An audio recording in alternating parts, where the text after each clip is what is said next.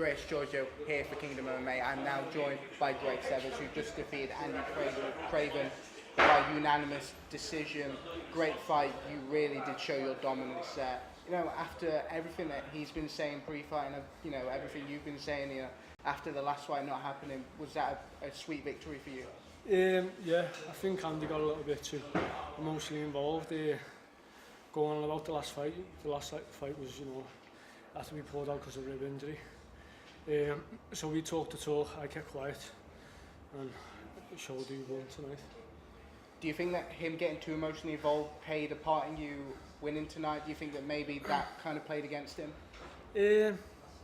Maybe, or maybe he just thinks he's a little bit further than he actually is at the moment.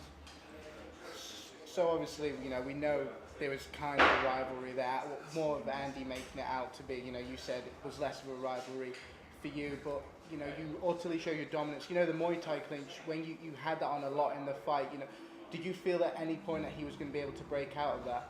No, I've done Thai boxing for a few years, so I'm quite comfortable in the Thai clinch, and it's not a nice place to be in, so I understand how well it works. He's a tough guy, you know, you obviously looking for the finish. You know, how tough do you think he was out there? He was quite tough. He took a few knees to the head, but I could see he gave up by the middle of the second round. I could tell straight away that it was going to be my fight at the end of it. Pre-fight, you know, working with Calvon, were you looking at a lot of your submission defense? We know that he's a very good submission fighter, and did you feel that out there he was, you know, ever going to be able to get you in those submission holds? To be honest, Andy hasn't really been mentioned in the gym while I've been training for this fight. Just been training as normal, getting taught by Colin, Andy, Aspinall, and Mike Grundy as the wrestling. There was never really a game plan around him. It was just go as we usually do, and it paid off. I've got to ask you about the weight cut. Obviously, you missed weight by just over a pound. You know, can you tell us what happened there? I tried something a little bit different. On the last day, I normally bath it. I'd done cardio in the morning, and that just expended my time a bit too much, and I ran out of time basically. So apologies for not making weight on time. Featherweight division, pretty stacked. You know, win over Andy, who is well established in BAMMA. He's beaten some top names. Zishar, just one of them. You know, is there anyone else out there that you would personally like to face next to help you climb up the featherweight rankings?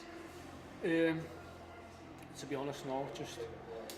Just fight who gets put in front of me and try and beat them, and just keep rolling up that way. Got to ask you, I think Team Calvon don't get as much credit as they possibly deserve as a gym. You know, how much does it add to your game training out of that camp?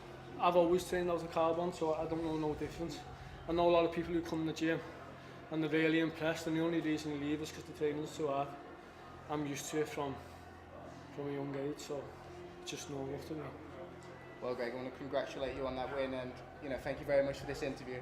Thank you. Can I just say thanks to Team Calvon, Colin Heaven, Andy Craven, Mike Grundy, all the lads in the gym, and my beard and the kids for following me. Thank you very much.